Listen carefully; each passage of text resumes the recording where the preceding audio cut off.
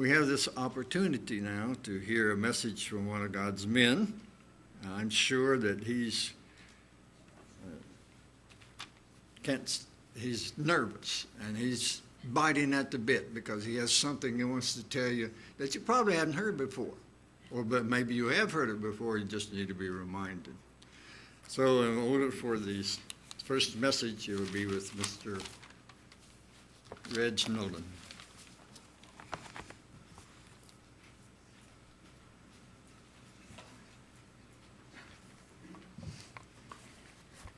Okay, this is segment 3 of part 1 of Precious Stones in Scripture. This one is all about the stone assignments and the tribal characteristics. This is what I've been trying to lead up to all of this time. So we're going to go into a good bit of history today, as well as explore the stones individually. I've got my stones here with you, so I'm going to pass them around as I describe them to you, and you can get a feel for what they are actually like.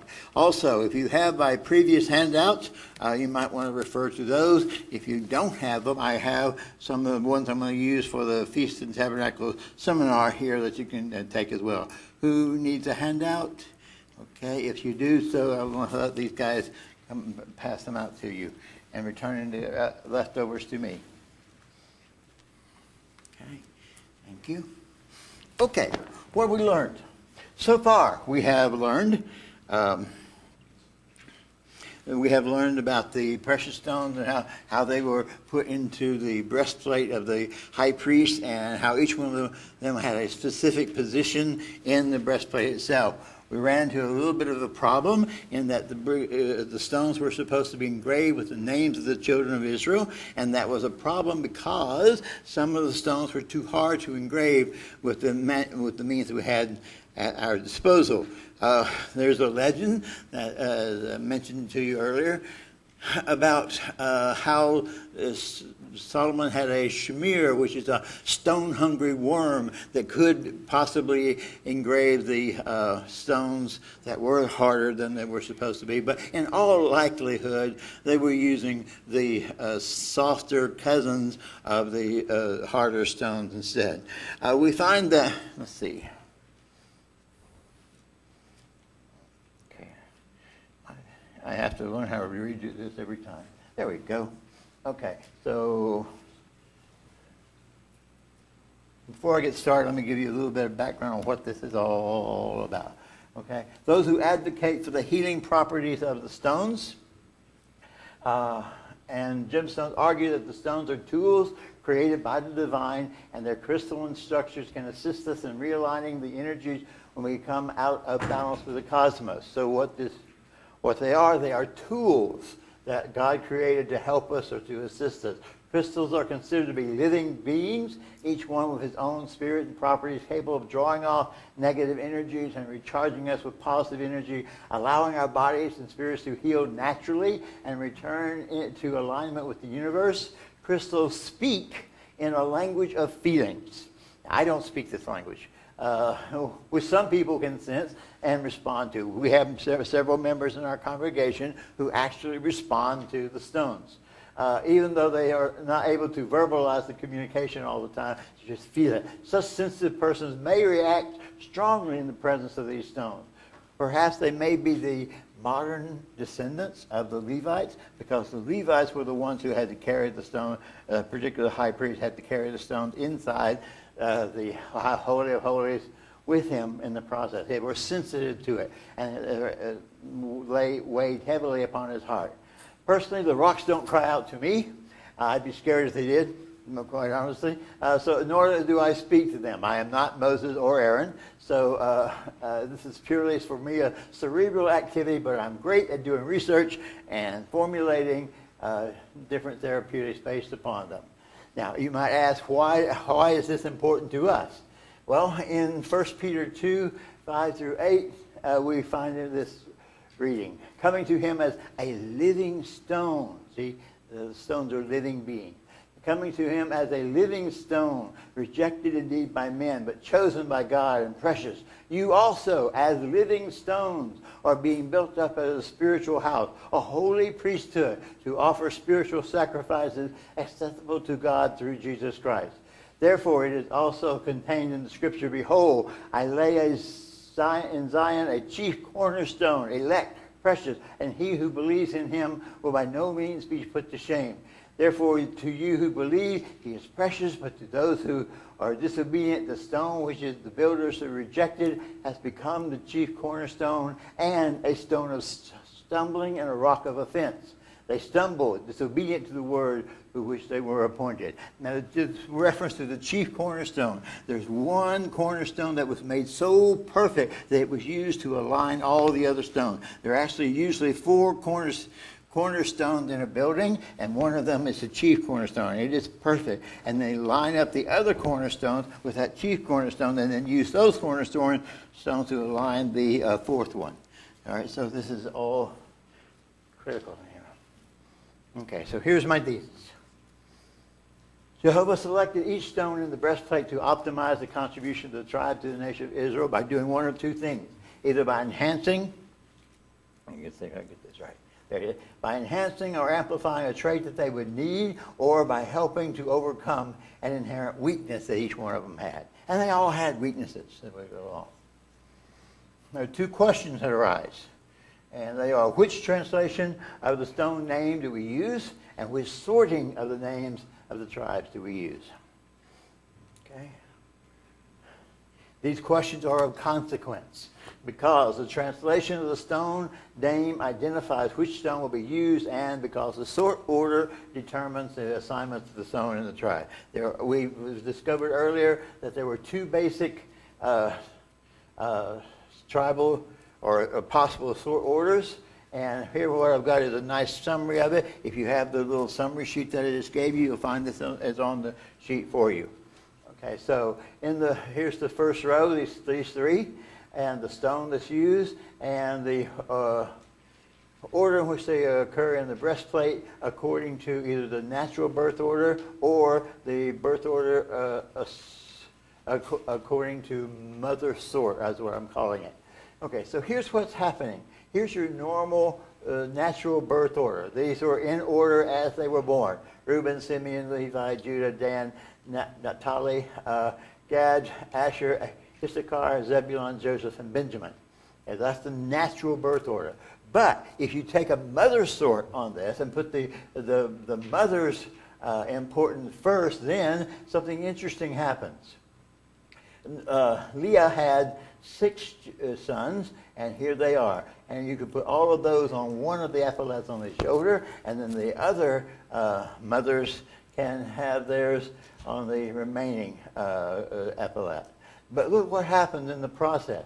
Dan disappears from the final listing. He's not in the roster of the 144,000 in Revelation. So Dan disappears because of some of his, let's say, less than righteous habits, shall we say. He disappears. And then what happens is that Issachar and Zebulun, two more of Leah's sons, move up and take that place. Then the others get moved down one step, and Joseph here is replaced by his 2 sons, Manasseh and Ephraim, and Benjamin brings up the rear. So those are the 2 possible sort orders that I consider to be valid. There are like 17 different orderings of the children of Israel in the Old Testament, but these are the 2 that I consider to be valid. Okay? You see my logic behind it? And by putting the 6 sons of Leah together on one of the epaulet, it makes a nice, neat 6-6 split for them as well. Okay, now, to do this, we need to go back and get a little bit of the family tree. I don't know how much you're aware of the family of Abraham or not, but I'm going to go through a little bit of the details here. Abraham's dad was Terah. That's his name up here. And Terah had 3 sons, Abraham, Nahor, and Haran. Okay? Haran died early, but he had a son named Lot. You may have heard of Lot. Okay? So Lot here Abraham more or less adopted Lot as his nephew and carried him, or took him with him on the trips and journeys along the way. What you may not know is that Terah also married another wife, and from that wife he had a daughter. Her name was Sarah. Did you know that Sarah was Abraham's half-sister? That's why when he was presented to Abimelech and he said, "This is my sister," he wasn't telling a lie. It's true. It was also his wife, but he wasn't telling a lie. It is his sister. So Terah married another mother and produced Sarah, and then Sarah and Abraham married to produce Isaac here. But before that happened, we have Abraham. Well, see, Sarah was promised to have a child, but she was getting old in age, like 90 years old or so, and became impatient with God. So she sent in her handmaiden, her slave girl, Hagar, and to bed with Abraham, and from that union produced Ishmael, the father of the modern-day Arabs people. Now, how many people of you know that after Sarah died when she was 127 years old, so she had a child when she was 90. That makes the child about 37 years old when she died. And that child, of course, was Isaac. Okay, but after Sarah died, did you know that Abraham married another wife, Keturah, and from that he got 6 more sons. And this at the age of, about 135, 140, somewhere in that neighborhood. Abraham then lived to be 175 years old. Okay. Again, I'm doing a little bit of history so you can see where all these things come from. Now, that worked well for Abraham. So when it came time for Isaac to marry, he sent off to Terah's, his brother, basically, Nahor, who with Micah produced Bethel, and from that we produce Rebekah, and Rebekah then becomes eventually becomes the wife of Isaac. That would be his second cousin, I guess it would be. All right, so Rebekah then marries Isaac, and together they produce 2 children, Esau and Jacob. Esau becomes the Edomites as a result, and Jacob, of course, becomes the house of Israel, and that's what we'll be mainly concerned with. There's one more branch that we need to be aware of, though, and that is that when it came time for Jacob to marry, he went to Rebekah's brother, Laban, who had 2 daughters, and he wanted to marry the younger one, Rachel, but there was a custom that says that the older one must marry first. So Laban effectively tricks Jacob into marrying Leah first, and then he has to work another 7 years in order to get the bride he wanted, which was Rachel to begin with. Those 2 daughters then of Laban become to the 2 wives of Jacob here in the house of Israel. I'm going to go ahead and give you the whole story here on the family. It reads like an ancient soap opera is what it does, because it gets really, as you can see, there's all sorts of incestuous relationships going on here already, or not, well, it's second cousins and or half sisters and all sorts of other things along the way. Okay, so Jacob, as I said, marries Leah and Rachel officially. Leah gives him 4 sons right off the bat. Okay, and those are, of course, Reuben, Simeon, Levi, and Judah. Okay, then Rachel is getting a little bit worried that Jacob's going to lose his love for her, so she sends in her handmaiden, who is Bilhah, and to bed with Jacob here, and from that union we produce Dan and Naphtali. Okay, and then Leah says, well, 2 can play that game, so she sends in her handmaiden, Zilpah, and then gets from that Gad and Asher from that union. Then Leah becomes fertile again. She's been a bit barren here all in this room. She suddenly becomes fertile again and produces 2 more children. And those 2 children are of course, Issachar and Zebulun, and produces the only daughter in the group, which is Dinah.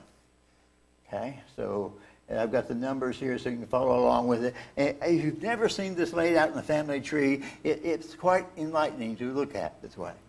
Okay, then finally, Rachel becomes fruitful and produces Joseph first, and then she produces Benjamin as well and dies in childbirth with Benjamin. Okay, from Joseph then, through manipulations, gets sold into slavery and into Egypt. He rises from being a prisoner in Egypt up to be second only to Pharaoh, and he marries a high priest's daughter, Asenath. This is high priest to On, is Potipharah, I believe is how to pronounce his name, and from that produces the union. From that union produces Manasseh and Ephraim. Okay, so there's the family tree of Abraham, or most of it anyway, moving along with it. So, what do we do next? Each of these have national characteristics because our parents are our first teachers. Remember that, parents. You are the first teachers. We are the product of our parenting. Train up a child in the way he should go, and when he's old, he will not depart from it. The family values that we have, the traits we learned as a child, become part of our character. And as each generation passes down those values and those traits, like treasured recipes, they become part of our national character, even down to behavior patterns and facial expression. I remember one time how shocked I was when I felt on my face the same expression I had seen on my mother so many times before. It's quite disheartening, quite disheartening. Okay. This is partly why This is partly why the family is, come on, back up, there we go. Come on. All right, good. That's why the family is the backbone of our society. And if we lose our family, without a strong family unit, we lose our identity. Okay, national characteristics. I have this in the little chart for you as well because I know there's not enough time for everything to go on here. So here we go. These are national characteristics. Oh, come on, behave.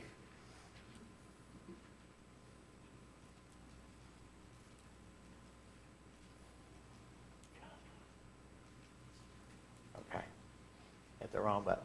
Okay, so here's what the children were in birth order, and this is the meaning of their name. Like Reuben says, "See, a son." That's what Leah exclaimed. "I've given you a son," and Simeon, "God has heard." Levi is attached or to unite, to remain, to abide with. Judah praised and celebrated. Each one of these is the meaning of the names that we have here. This is the script that would be inscribed upon the stones. This is the symbol that was associated with each. Like, for example, Reuben was known as unstable waters, or the mandrake, which is the white jasmine flower. Simeon is a sword, or a gate with the walls and towers of Shechem, and there's a reason for that I'll get to when we get to that explaining. Levi, of course, was the breastplate. Judah was the lion, a crown, a scepter, a lyre harp of David. Dan was the snakes, the scales of justice, and the lion's whelp.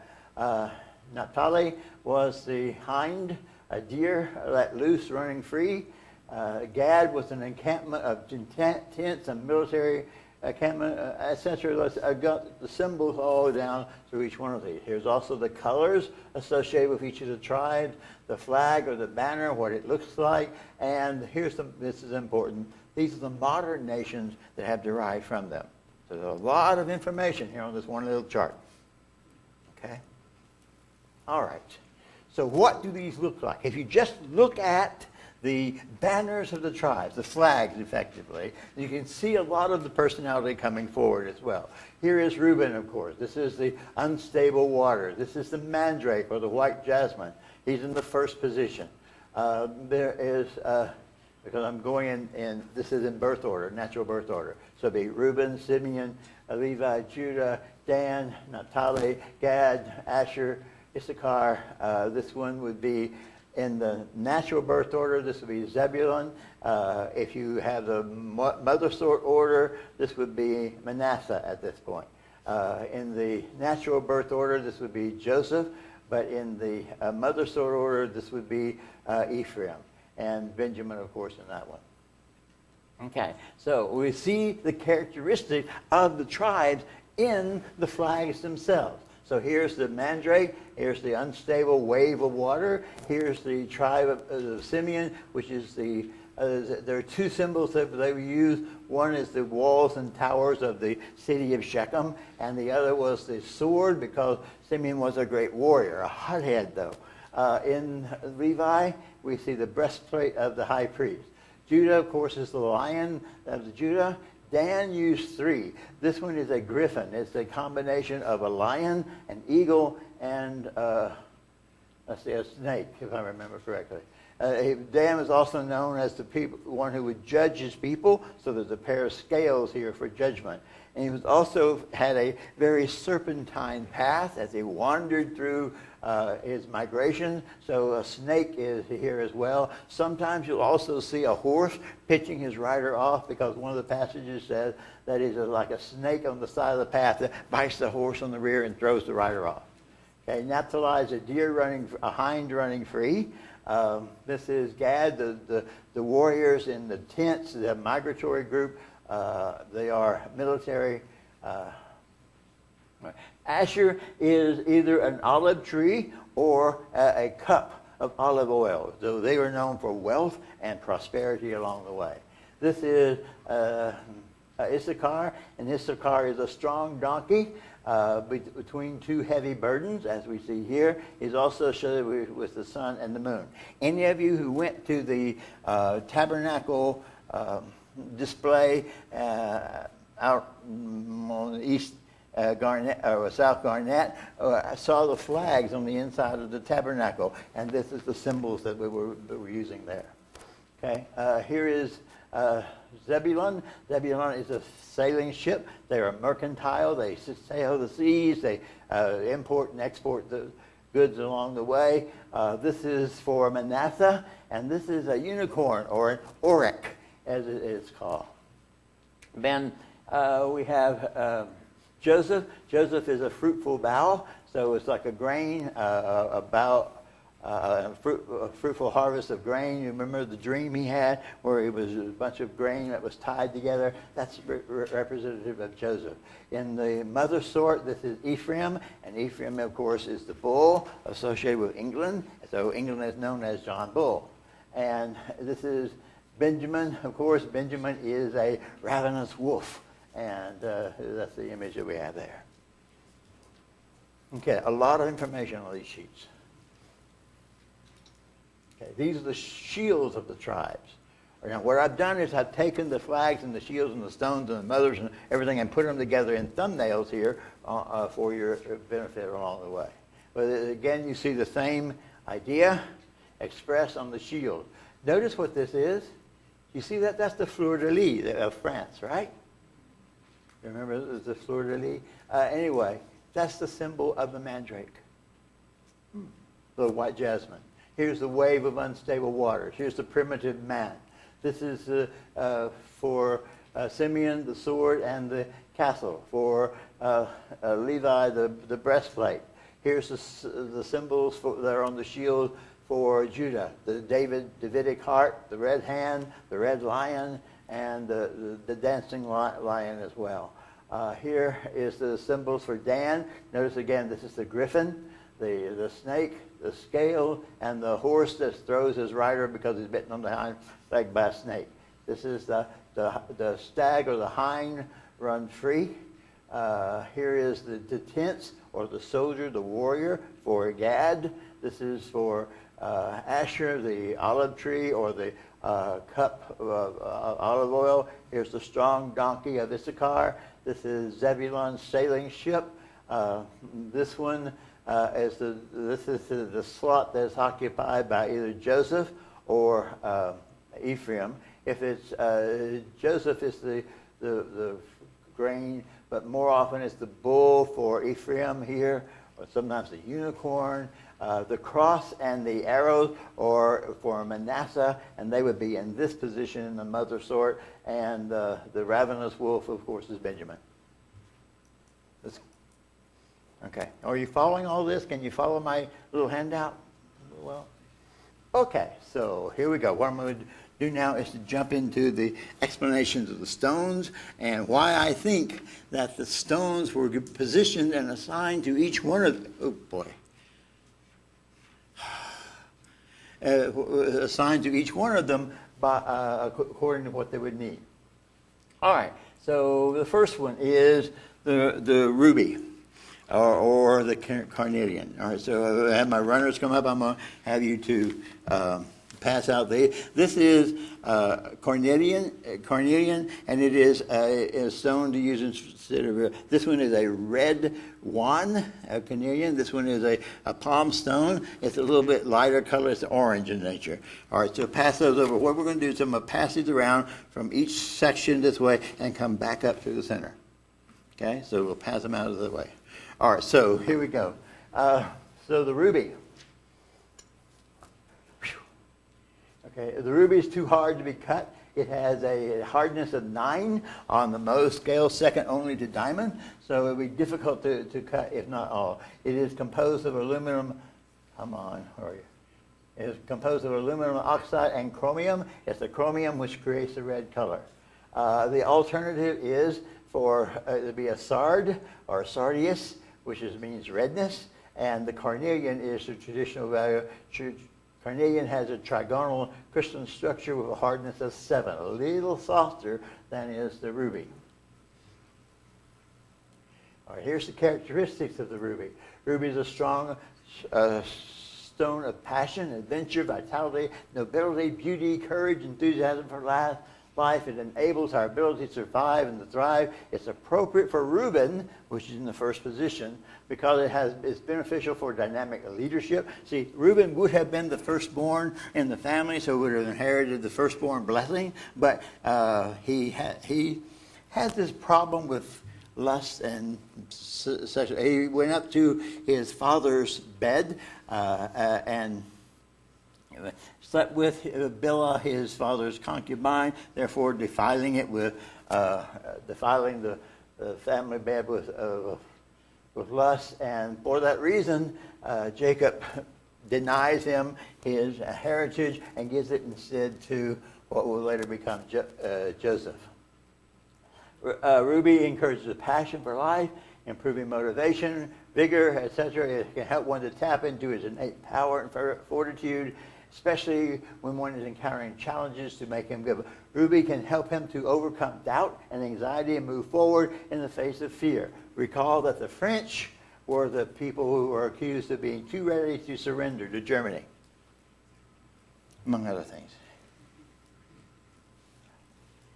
Okay.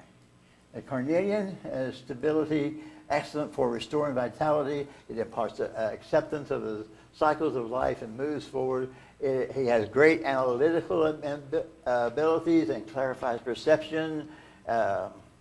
Emotionally, is his powerful protector against envy, rage, and resentment, both one's own and the other people's, which the French would need. Carnelian also calms anger and banishes emotional negativity.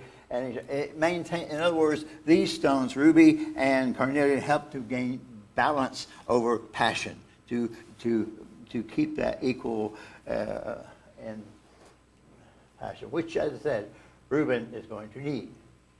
Okay, here's the characteristic. I've got also, all of these are found in Genesis 49 and Deuteronomy 53. And there you see the description of the prophecies of Jacob and the blessings of Moses in the process. And you'll see the name, oh, come on.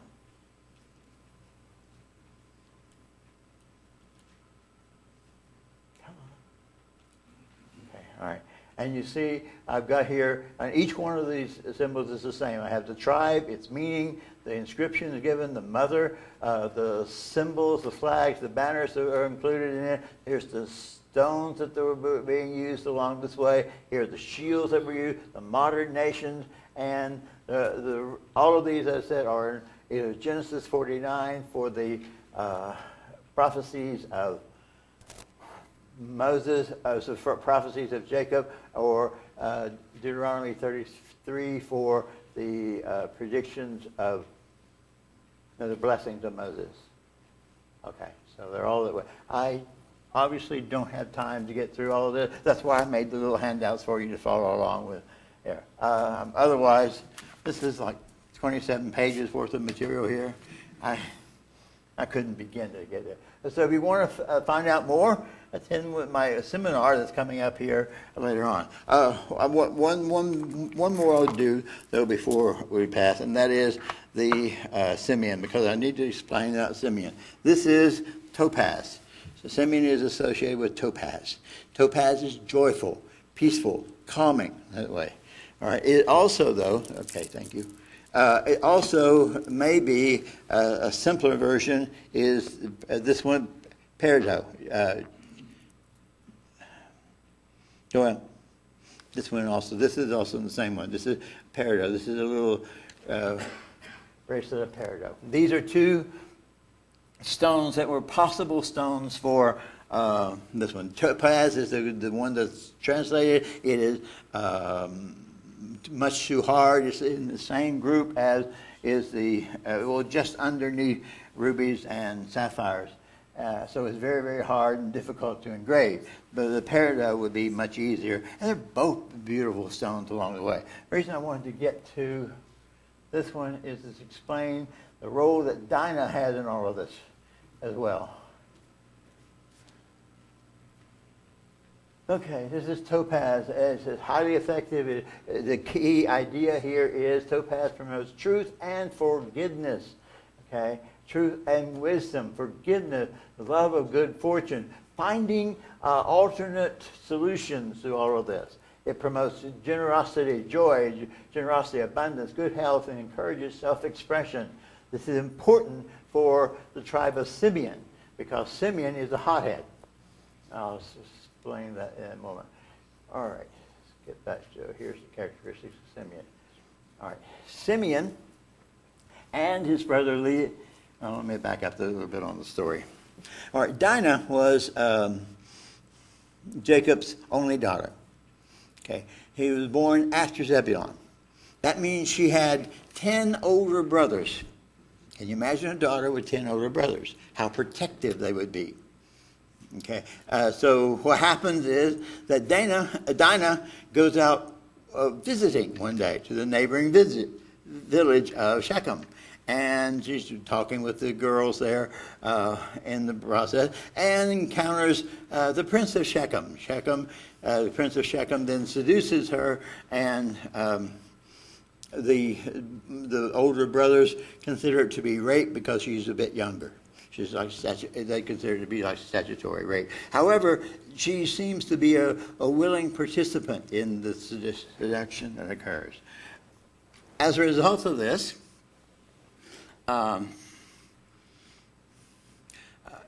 the prince of Shechem wants to do the right thing and come in to marry her, but Jacob will have none of it because he says, your men cannot marry our women because you guys are not circumcised. So what does the prince of Shechem do? He goes back and has all his men and boys to be circumcised, and they're old. And that's a painful operation for them to do. Now, while they are in pain, Levi and Simeon go in and slaughter the whole village. Okay? They kill just about everyone. So this did not please Jacob, shall we say, because it created all sorts of political trouble for him with the neighboring villages and the like. So, let's see. Simeon receives no blessing from Moses. In fact, Moses gives no specific prophecy or even a shared one for Simeon, who is a hothead with an uncontrollable temper and coupled with a cruel streak, since Simeon never displayed any redeeming qualities to Moses before Yahweh. They lacked and continue to lack repentance. Today they are said to be the Israelites in Western Europe, and those descended from Western Europe, typically called the sin. They have mean spirits and hot tempers. Most are not Bible believers. Get an idea of what this is. Someone you do not want to have as a neighbor. He has a bad temper. Now, because of that, he gets scattered among the tribes of Israel. So because you do not want a bunch of these people together, certainly, right? That would make for all sorts of problems. Now, when the northern 10 tribes split off from Judah and Benjamin, originally Simeon was inside Judah to the south and to the west. But when they split off, the Simeonites go with the northern 10 tribes, and they get dispersed at large among the 10 tribes. So they get scattered. And that's actually a good thing, because as I said, you do not want these people all together. Anyway, I'm out of time, so I'm going to have to stop here. If you want more information, you can come look at my stones and other things here. I've got all this information. I've given you much of the information on the handout sheet that I hope you'll find interesting. And I encourage you to explore this. It's a fascinating study, and it makes any of the modern soap operas pale into insignificance by comparison. Okay, so have fun. My thesis is that the stones were selected in order to help the tribe. So the personality of the stones matched up with the things that the tribe needed, or either to reinforce the duties they would have or to help them to overcome an inherent weakness. Okay. Good luck. Hope to see you in my seminar.